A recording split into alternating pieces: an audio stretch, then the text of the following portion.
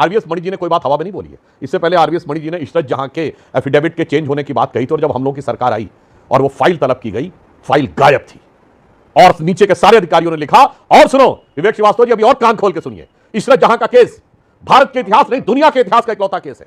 जितने so called Hindu terror के case थे, समझौता एक्सप्रेस केस, मालेगांव का केस, पहले आता है कि ये सब पाकिस्तान के द्वारा है, अचानक यू टर्न ले लेती है एजेंसीज और सब हिंदू टेरर हो जाते हैं। मगर इशरत जहां तो अद्भुत केस है। भारत की आईबी और सीबीआई दोनों कह रही थी इशरत जहां आतंकवादी है, पाकिस्तान के द्वारा स्पॉन्सर्ड है, आरिफ कस्मानी से उसको पैसे भी मिले थे। मगर अचानक सीबीआई अपना एफिडेविट बदल देती है और कहती है कि इशरत जहां इनोसेंट है। मगर उसी सरकार की आईबी यानी इंटेलिजेंस ब्यूरो अपना एफिडेविट नहीं बदलती है। यानी भारत सरकार की दो एजेंसीज एक दूसरे के खिलाफ खड़ी हैं। पहले आईबी सीबीआई दोनों कह रही है आतंकवादी है, अब सीबीआई कह रही है आतंकवादी नहीं है, मगर यूपीए सरकार की आईबी कह रही है आतंकवादी है।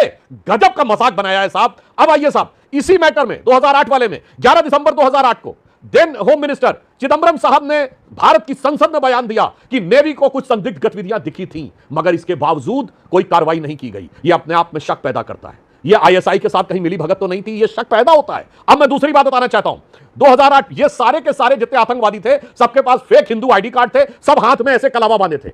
अगर शहीद तुकाराम ओमले ने अपनी जान देकर कसाब को नहीं पकड़ा होता तो हिंदू थ्योरी चेप कर दी गई होती। इसका प्रमाण और भी है। यह किताब कैसे लिख दी गई भाई साहब चंद महीनों में?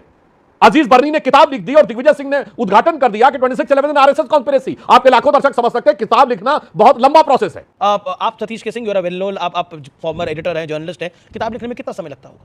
कितना भी समय लग सकता है। नहीं, फिर भी समय का कोई सीमा होगी? एकदम 3 महीने में तो किताब नहीं आ जाएगी। एक साल अगर आप अच्छी तथ्यात्मक किताब लिखना चाहते हैं तो हालांकि अगर स्क्रिप्ट कहीं से आ रही हो फिर तो फटाफट छप सकती है। वो तो आप 15 मिनट में भी लिख सकते हैं। That's the point.